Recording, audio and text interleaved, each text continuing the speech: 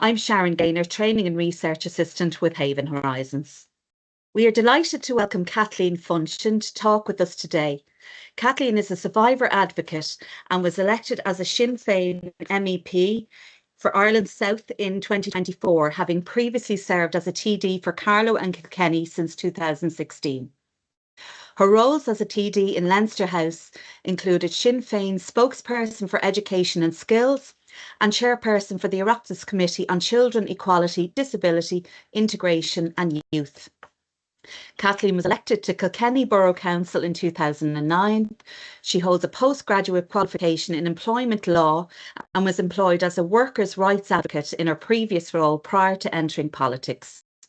And Kathleen lives in Kilkenny with her two young sons. So thanks very much for having me, and apologies for the IT issues earlier. But yeah, no, I'm really delighted. I might just talk a little bit about my own kind of situation, obviously, but just as it has been said, I'm an MEP since last year. I was a TD before that, and worked for the trade union SIP2 as well in the past, and I have two boys, which I suppose is like anyone who is a parent, that tends to be your main focus and your main driver.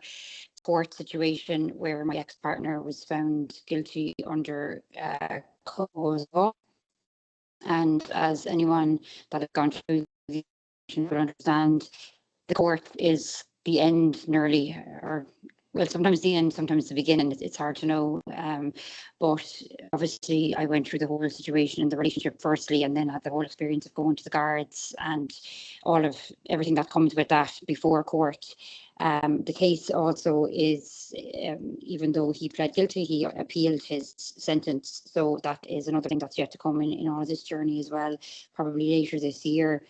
So for me, when I spoke out after the court situation, because again, people who've gone through this will know you have to be very cautious during all that process, and you know there's so much you're not allowed to say, and so much that you have to kind of keep in. And I always describe it as, in one way, it's really difficult because nobody knows why maybe you're having a really difficult day or a really difficult few days, or why you maybe feel like your head is not in the game properly. But then at the same time, there was a little bit of a safety net in that too, in that you were kind of keeping everything to yourself. And while that's not a good thing to do, there were some days where I felt anyway, that, you know, gosh, like it can kind of be easier just to put on a mask and pretend everything is going okay. But what I feel really strongly about is, so I was someone that was married previously, gone through a marriage breakup. That was actually on very good, or as good as terms as a breakup can go, I suppose. So I felt, you know, I was older, not necessarily a teenager or anything like that. And this situation happened to me without me even seeing it. And that's what kind of frightened me, I suppose, the most, was the subtleties of the whole situation. So, like in that relationship, when I look at it now and when I'm out of it, and I'm in support and help, particularly through Amber, the Women's Refuge here in Kilkenny, like they do a lot of programs, as people may or may not know.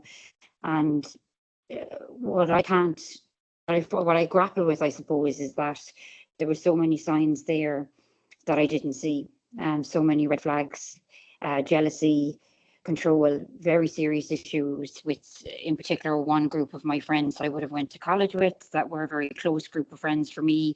You know, when you're in the public eye, when you're elected, you probably are a little bit cautious, to be very honest, around, you know, who you let into your life and who you're speaking to. And this group of friends for me were people that knew me from years ago, from when we were all 18, and kind of knew everything about me. And I felt, you know, in a really, I suppose, safe space with them. And my ex-partner had a major difficulty with them, so much so that I even agreed, like, to stopped talking to them for one period of time, you know, left our group WhatsApp chat, always came up with other excuses as to why I was doing that.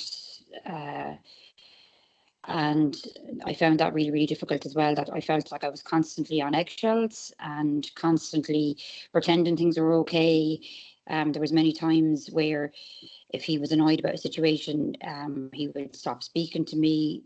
He would just leave, and I wouldn't have any idea where he was. And people would be saying to me, "Oh, where's Sean, or what's going on, or he's not with you today." And I'd always find myself making excuses and coming up with all these different scenarios, and it was actually exhausting in one way. So as devastating as it was to actually have to come to terms with the fact the relationship was over, there was an element of relief, I suppose.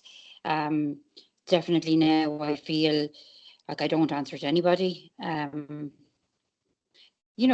like obviously my own family and very close circle of friends, but I don't feel under pressure from one of the things that used to happen was, being a TD, I was in Dublin a huge amount. I very rarely stayed over in Dublin.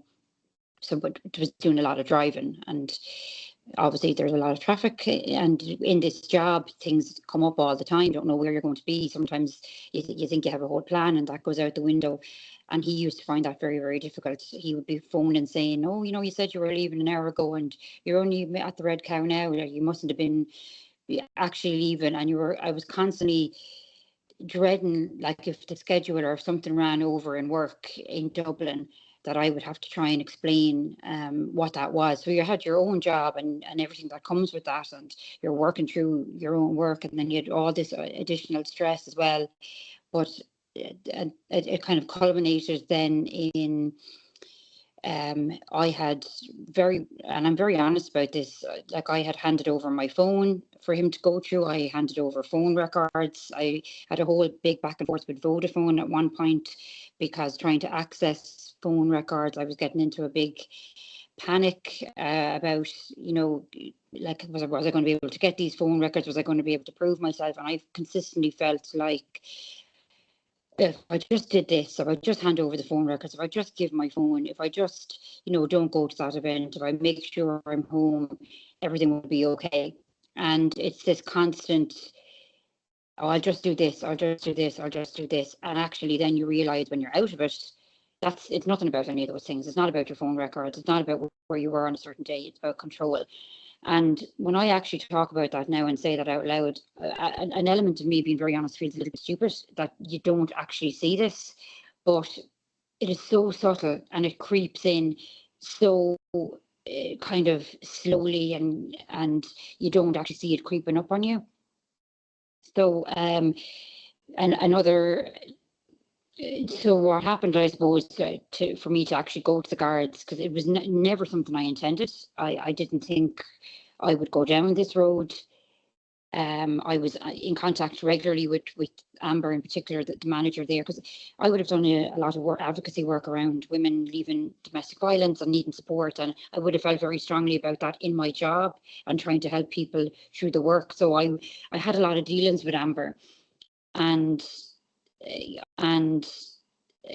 like I feel very lucky that I had that, because then I felt like I could speak to them. Like, I mean, anyone should feel like they could speak to them, but I suppose for me, I felt maybe that helped, that I was able to approach and talk, and there was no judgment. And and a big part of me was afraid of talking to someone, because I was afraid they were going to say, "Well, you're just going to have to leave, you're just going to have to get out of this situation."